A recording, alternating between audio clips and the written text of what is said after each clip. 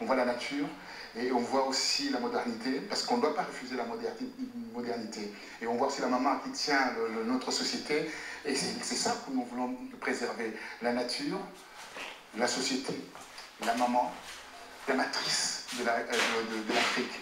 Et c'est elle qui va nous donner l'espoir, va nous donner une vision beaucoup plus élaborée par rapport à l'avenir.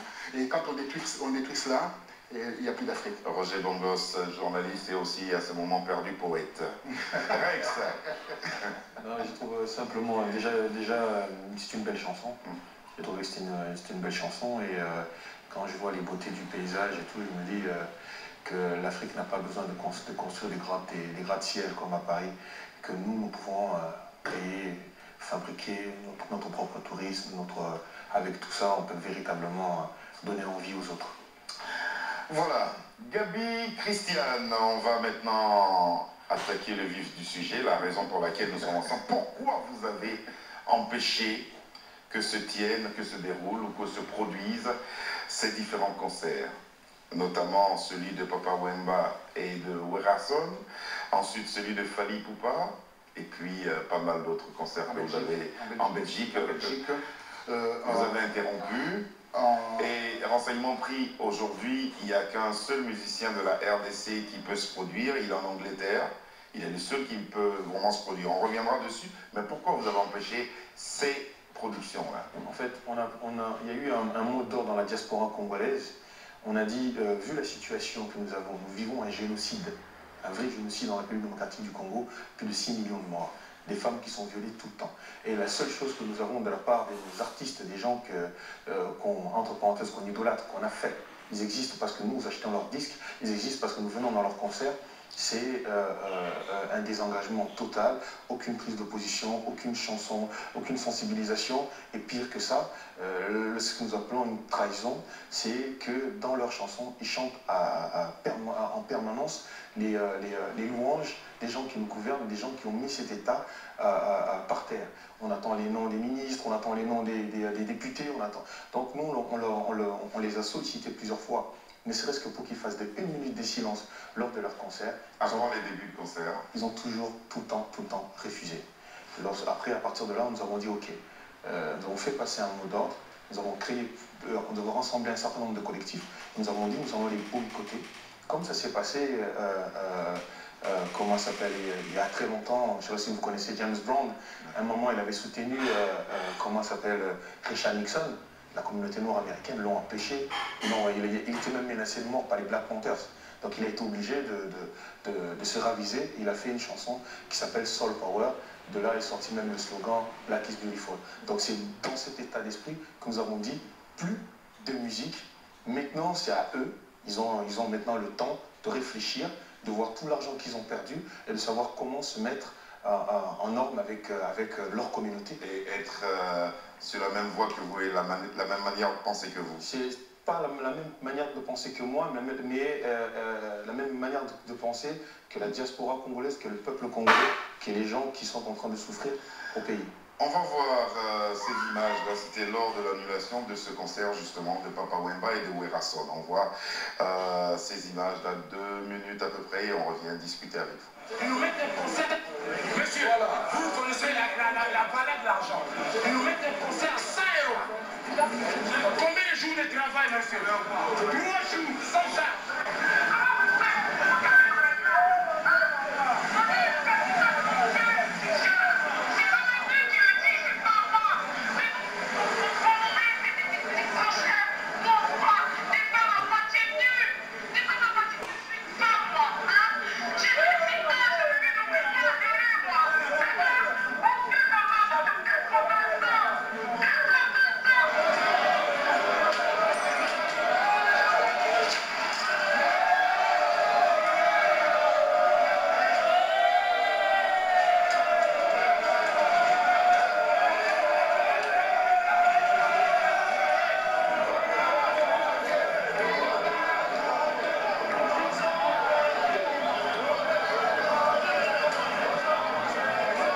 Que ça dure, les mères sont violées, les biens sont pillés, donc cette histoire-là, on ne va pas revenir dessus. Le problème, c'est que le problème de la mobilisation n'a pas été efficace ici à Paris. On a vu ce qui se passe au niveau de la diaspora, de la légèreté, de la lâcheté. Donc aujourd'hui, on va organiser une marche pour dire là maintenant, trop c'est trop, tu dégages. Je regrette pour le producteur, mais néanmoins, nous sommes décidés de ne plus permettre ce genre de bêtises qui sont des antivaleurs et c'est la distraction. Nous sommes en train de faire un travail de mobilisation et nous allons l'amener là-bas à Kinshasa. Zemmour, là, toi t'as Zemmour. Assis. Ouais, je peux parler. Toi t'as Zemmour. En fait, j'en profite de l'occasion. Pour tirer la sonnette d'alarme et dire aux Congolais qui rêvent pas et qui ne croient pas qu'il y a un torchon qui brille entre Kamere et Kabila. L'idée c'est pareil. On a perdu plus ou moins 6 millions de morts, 7 millions de morts à l'est de chez nous. Et Kamere et Kabila. Voilà, c'est donc passé devant même l'Élysée-Montmartre qui n'avait pas encore brûlé en ce temps-là. Concert qui était empêché. Gabi. Alors, moi j'éprouve une sorte de malaise quand je suis en face de vous.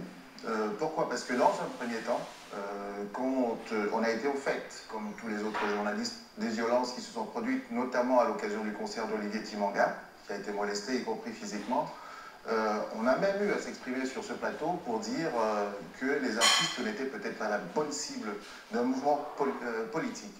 Mon malaise vient de ce que maintenant vous êtes en face de nous, depuis que nous parlons, je suis en face de personnes qui ont un vrai discours politique nourri, construit. Et je me dis, mais créer un parti politique, entrer dans le jeu politique, comme Serge vous a demandé en début d'émission, il vous a dit que pensez-vous de la culture. Moi j'ai envie de vous demander, que pensez-vous de la violence, ou plus précisément de l'utilisation de la violence à des fins politiques? Je vais vous expliquer quelque chose. Déjà, il ne faut pas nous attribuer les violences qui se sont passées lors de ces manifestations. Il y a ici en France des manifestations pour les retraites. Il y a des violences. On ne les attribue pas aux syndicalistes. Il y a ici d'autres manifestations d'étudiants. Il y a des violences. On ne les attribue pas aux organisateurs de machin. Aucun d'entre nous n'est pour la violence, nous l'avons dénoncé, mais il y a, comme dans toute manifestation... Il y a des syndicalistes comme José Bové qui ont déjà été au tribunal. On n'a rien à voir avec José Bové. En tout cas, revenons là. Nous sommes contre la violence, contre tout type de violence. Nous avons fait des sit-ins, nous avons fait des manifestations de manière pacifique. Voilà pourquoi il n'y a personne d'entre nous, aucun d'entre nous qui a été arrêté, par exemple. Voilà pourquoi nous continuons encore à faire d'autres actions. Nous avons pu faire, hormis celui-là, Fali et d'autres villes. Ce week-end, on a fait Lyon, Lormbongo, et encore Fali. On a fait Bordeaux, on a fait Genève, on a fait la Suisse, on a fait la Belgique. On n'arrête pas. Maintenant, si vous me dites la cible, il faut connaître quel est le pouvoir des artistes congolais. Si vous ne maîtrisez pas ce truc-là, si vous essayez de comprendre ça en vous basant sur les artistes ici, occidentaux ou européens, si vous vous basez sur la France, vous n'allez pas comprendre. Aujourd'hui, les artistes congolais sont plus qu'une télévision. Ils sont capables aujourd'hui en un seul mot de soulever toute la population. Et nous, on trouve que lorsque vous vivez un génocide, pendant la guerre, comment vous dire ça, qui prétend faire la guerre sans prendre position? Il faut qu'ils prennent position. Nous leur demandons de prendre position. Mais peut-être qu'ils ont pris leur position. Ah ben, ils nous disent le contraire. Ils ont pris leur position. Mais si c'est le cas, nous aussi on a pris la nôtre. Vous avez pris la vôtre. Nous aussi on a pris la nôtre. Pas de distraction. Ici, en Europe, on n'en veut plus. Roger, à la suite de ce que vient de dire Aix. Ben, écoutez, tout cela, il y a un peu le mélange de genre par rapport à ce qui est dit, la violence et le blocus. Je pense qu'il y a toute raison gardée, il faut revenir vraiment à l'essentiel. Il y a un artiste qui a été molesté. Oui, Chimanga, vous voulez parler? Olivier Chimanga. Oui, tout à fait, mais ça c'est le... Vous savez, on dit, pardonnez-moi l'expression, on ne fait pas d'omelette sans casser les œufs. Donc, ce qui fait qu'il a été peut-être victime de ce qu'il a vécu, et je déplore cette situation. Néanmoins, il faut revenir à l'essentiel. L'essentiel, c'est quoi? De faire montrer à la population, à la communauté internationale, qu'il y a un problème en RDC. Alors, il fallait commencer par quelque chose. On sait que par l'écho des musiciens, on allait faire passer le message. Moi, je suis journaliste, je travaille, je suis derrière, et je ne suis pas seulement derrière Patriote Congo, je suis derrière cette forme de mouvance qui est derrière la révolution de la RDC, pour faire passer le message. Voilà, comme je reviens à ce que je disais, donc il fallait en fait trouvé quelque chose. On a trouvé qu'à travers la musique, on pouvait toucher directement. En empêchant les concerts, voilà, toucher directement. Vous avez interpellé ainsi la communauté internationale et également le gouvernement congolais. Parce que le gouvernement, là, aujourd'hui, est devenu sourd. Il devient sourd parce qu'il s'est rempli les poches. Les gouvernants qui sont là sont beaucoup plus riches que leur ministère. Ils rentrent au pouvoir une semaine plus tard, ils achètent des villas ici en Occident, ils oublient complètement la population vit avec moins de 1 euro par jour. Qu'est-ce qui vous touche le plus? Excusez-moi. Qu'est-ce qui vous touche le plus? Que ces personnes s'enrichissent ou les massacres des populations? Il y a les 3 paliers. Le premier palier, c'est les responsabilités du gouvernement. Quand il y a des responsabilités, derrière cette responsabilité, il y a l'invasion de notre pays, qui est la RDC, qui, depuis 14 ans aujourd'hui, ce pays vit et est saigné. Le pays est saigné avec 8 millions de morts. Le rapport officiel dit 8 millions de morts, officieusement c'est 10 millions de morts. À travers cela, parce qu'il y a une forme de laisser aller de ce gouvernement, de complicité avec ces forces étrangères qui viennent... Je crois avoir compris. Voilà. Christiane. Alors d'entrée de jeu, moi je voudrais vous dire que personne n'est insensible à ce qui se passe en République démocratique du Congo, et notamment ce que l'on appelle maintenant le nouveau crime de guerre qui touche particulièrement les femmes, qui est le viol, puisque maintenant c'est utilisé mieux qu'une arme. Voilà. C'est quelque chose d'abject. Maintenant, moi, ce que j'aimerais vous demander, c'est que par rapport à ce que disait tout à l'heure Gabi, à propos des responsabilités à prendre, vous initiez un mouvement, lorsqu'il y a un débordement, vous êtes obligé quelque part d'en assumer ne fût-ce qu'une infime partie. Parce que j'ai pu voir dans le reportage, et par rapport à ce que je vous entends expliquer, vous expliquez que certains ne prennent pas leurs responsabilités, notamment au sommet de l'État. Donc, vous avez parlé du président Joseph Kabila. Certainement, il est particulièrement visé par rapport à cette affaire. Il est le garant de la nation. D'accord. Donc, par rapport à ça, moi, j'ai envie de vous demander, puisque vous lui demandez, lui, en tant que garant de la nation, de prendre ses responsabilités, quand vous initiez un mouvement et qu'il y a un débordement, vous devez vous aussi prendre les vôtres. Quand on veut initier un changement, non, on ne prend pas les mêmes mesures. Mais ce que je veux dire, c'est à la base, quand vous voulez un changement, vous voulez que les choses changent et évoluent dans le bon sens. Vous aussi, à votre niveau, vous devez aussi prendre vos responsabilités. Je vous pose une question. Vous faites une manifestation, on va dire, vous appelez à une manifestation, on va y aller contre l'avortement. Je prends un exemple comme ça bête. Et demain, vous avez un certain nombre de femmes et d'hommes qui se présentent à Place République ici en France. Vous commencez à faire la manifestation, des casseurs s'infiltrent dans la manif et cassent des magasins. Vous avez une responsabilité là-dessus? Oui. Oui. Quand vous organisez une répartie, par exemple, les fêtes des jeunes, les grands rassemblements, quand il y a un accident, c'est pas pour rien qu'il y a une déclaration à la préfecture avant. C'est pour qu'il y ait un responsable en cas de problème. Donc, vous avez cette responsabilité. Les gens en France, est-ce qu'être condamné lorsque des jeunes de banlieue viennent à leur manifestation? Ça, c'est autre chose. Déjà, là, vous prenez un cliché avec les jeunes de banlieue. Mais je parle de ce que je connais. Nous aussi. Nous aussi. Attends, surtout c'est des images que l'on montre, surtout à la télévision. On voit souvent des jeunes qui ne vivent pas dans Paris, qui sont pas dans le 16e. C'est comme ça qu'on les présente. Hein. C'est vous qui faites dans le mélange des gens. On vous parle d'une responsabilité à l'intérieur d'une organisation homogène. Quand des casseurs interviennent parce qu'il y a une manifestation des retraites, ce sont des casseurs qui sont intervenus et en général, il y a des policiers en civil qui sont là pour les interpeller.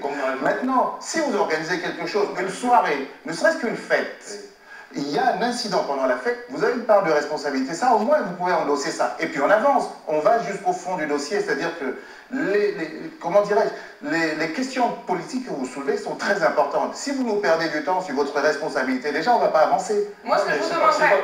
C'est pas qu'on perd du temps, c'est que c'est très important de ce que vous êtes en train de dire, parce qu'on a eu aussi ce type d'écho. Vous ne vous sentez pas responsable des débordements qu'il y a eu? Non, c'est totalement faux, parce que ce ne sont pas les membres de notre mouvement. Ce ne sont pas les membres de notre mouvement qui ont cassé. S'il y avait une seule personne du BPK qui avait fait ça, je vous aurais dit, je m'en excuse publiquement, ça a été un dérapage d'une des personnes, il ne fait plus partie du mouvement, ou nous l'avons sanctionné. Mais ce ne sont pas... Nous serons en compagnie d'Olivier Chimanga vendredi sur ce même plateau. Hasard du calendrier. Vous voulez passer un bonjour de ma part, parce que... Vous avez son numéro, appelez-le. Nous ne sommes pas responsables de son agression. Oui. Moi, je dirais quelque chose, je partirais sur une posture qui est simple. Quand il y a une manifestation, il y a toujours Le débordement. On a bien compris. On va évoluer dans la discussion. En fait. Il y a une projection par rapport à cela. Quand on fait une révolution, il y a toujours un dégât, il y a toujours... Et vous avez employé l'expression de l'omelette déjà.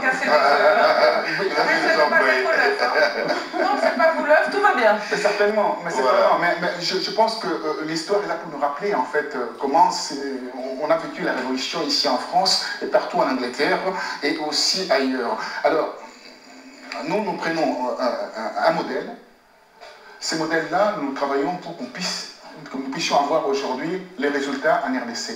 On touche les musiciens, en touchant les musiciens qu'on appelle le leader d'opinion, ces gens-là ils ont une aura extraordinaire en RDC et ils étendent leur aura sur toute l'Afrique et l'Europe, l'Occident. Donc, en touchant ces gens-là, on a eu des déclarations du ministre, par exemple, Mendé, le ministre de l'information, le porte-parole du gouvernement, par rapport à cet acte. Alors, dès là, on s'est dit, tiens, l'écho porte. Donc, il y a ce qu'on dit, il y a l'effet papillon qui se met en place. Monsieur Bongos, je vous avais dit en débutant cette émission, il fallait nous faire des réponses courtes pour qu'on puisse évoluer dans la discussion. Est-ce que votre collectif ou votre organisation, comment peut-on l'appeler? C'est un mouvement. Votre mouvement est reconnu? C'est un mouvement de pression. Il est reconnu par les autorités françaises? On n'a pas demandé l'autorisation aux autorités françaises pour faire notre mouvement. Une association, vous avez quel statut? On va avoir le statut juridique d'association. Vous allez avoir le statut juridique d'association. On reviendra tout à l'heure avec vous. Moi, pour l'instant, on va aller dans l'ouest de l'Afrique, pas très loin de la Côte d'Ivoire, pays voisin et ami de la Côte d'Ivoire, par moment, hein, disons-nous, par moment. En tout cas, les deux peuples sont amis. Maintenant, les responsables, ils sont par moments amis. Il s'agit du Burkina Faso. Que se passe-t-il au Burkina Faso? Afro Express.